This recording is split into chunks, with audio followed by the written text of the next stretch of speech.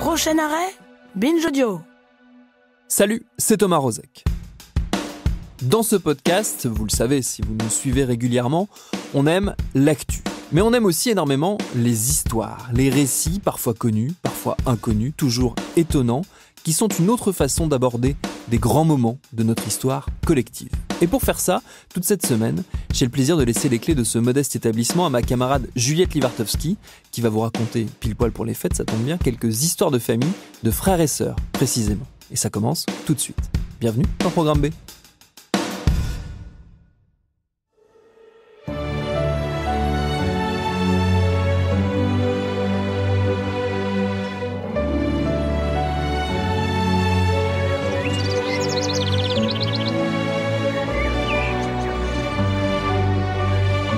Il était une fois, dans un village fort lointain, il y a très longtemps, un homme et une femme qui étaient très amoureux.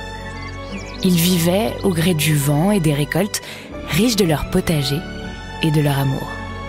Ils étaient si amoureux et... Oula, je me suis complètement enflammée, je reprends. En gros, c'est l'histoire d'un couple. Ce couple vit dans un petit village où tout le monde s'entend relativement bien. Les voisins, tu connais. Ils ne sont pas très fortunés, mais il faut croire qu'ils sont heureux. Certes, quelques contrariétés ébranlent à certains moments leur quotidien, la fatigue, le froid qui gèle les récoltes, les fins de mois, mais globalement, une certaine harmonie guide nos deux amoureux, dont la complicité s'est particulièrement fortifiée depuis qu'ils ont donné naissance d'abord à un premier garçon, puis à un deuxième, à quelques années d'écart. Bien que les parents aient veillé à offrir une éducation sensiblement similaire à leurs enfants, ces deux frères grandissent de façon étonnamment différente. Quand on les voit se promener ensemble, on doute même qu'ils soient liés par le sang. Comme si absolument tout les séparait. L'aîné est fort, les muscles apparents, une carrure d'homme alors que c'est encore un ado.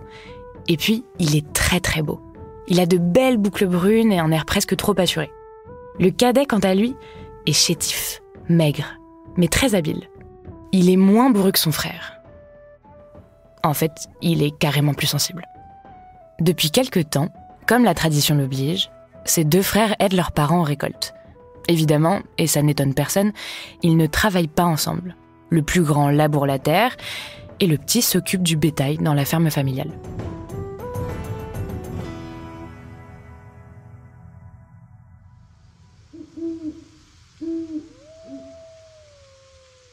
Un soir d'été, comme tous les ans, c'est la fête au village. Chacun y va de sa petite contribution pour honorer le banquet. C'est toujours bienvenu, et puis surtout, c'est bon pour le karma. Le grand frère ne déroge pas à la règle et apporte une magnifique corbeille de fruits et légumes, tous plus éclatants les uns que les autres. Mais le cadet arrive, avec ses plus beaux poulets et ses plus doux agneaux. Ils sont si beaux que tout le monde le félicite et l'embrasse. La foule s'agglutine autour de lui, impressionnée par tant de générosité. La fête bat son plein. On boit et on mange plus que de raison, on met de côté les rivalités de voisinage, sans s'apercevoir qu'à quelques mètres, alors que le soleil se couche et qu'on distingue de moins en moins toutes ces silhouettes alcoolisées, le grand frère, tapi dans l'ombre, regarde la scène avec mépris et dégoût.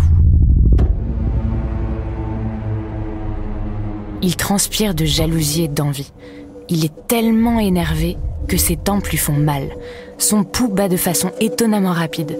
Son front est brûlant. Et ses poings sont nerveusement serrés. Une rage l'habite, si grande qu'il n'arrive pas à la canaliser. Il lui est impossible de parler.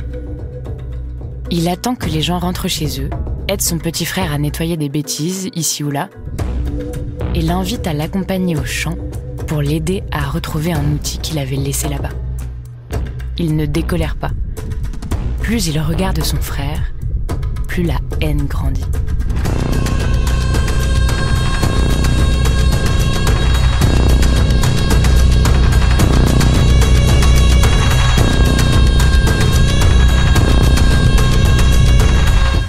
Alors, Il se jette sur lui, l'étouffe de toutes ses forces et le tue.